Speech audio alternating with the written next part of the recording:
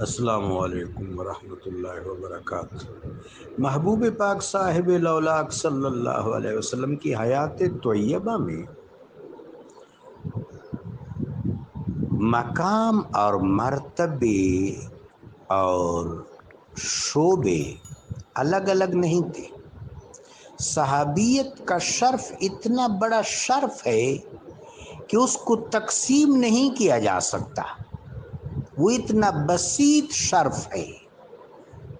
لہٰذا ہم دیکھتے ہیں کہ بہت کم ہستیاں ہیں جن کے ساتھ ہم القاب دیکھتے ہیں۔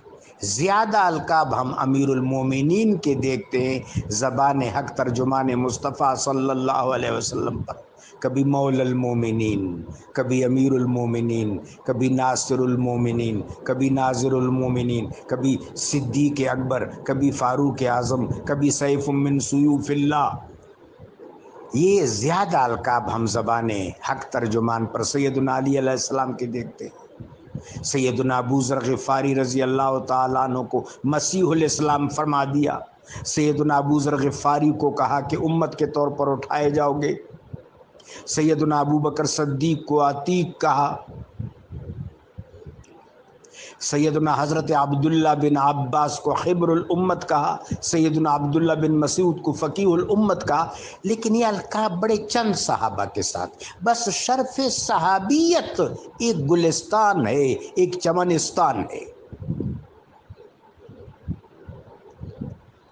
تو وہاں پر اس طرح مناصب اور شعبے، مراتب اور ڈپارٹمنٹس الگ الگ نہیں ہوئے تھے۔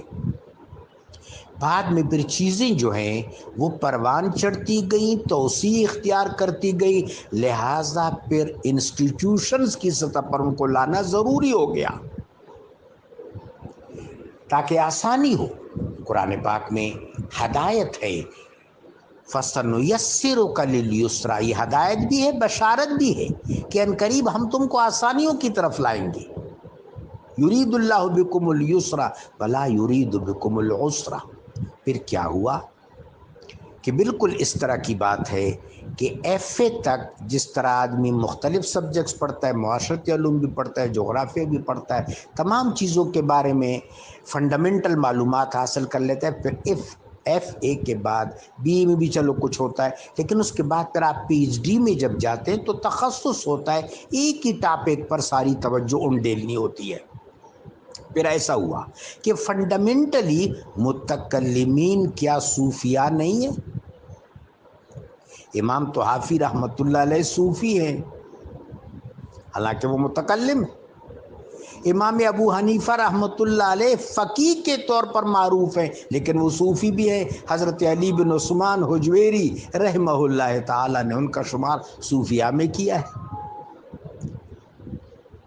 ہاں، بات یہ ہے کہ شعبہ ارتکاز ہے۔ جب صحابہ کرام کا دور ختم ہوا، میرے آقا علیہ السلام سب کو ذمہ داریاں سونپ کر عالم بالا بزم حقیقت کی طرف تشریف لے گئے، اور وہاں سے ہم پر نظر فرما رہے ہیں، اپنے قبر اطہر سے ہم پر نظر فرما رہے ہیں۔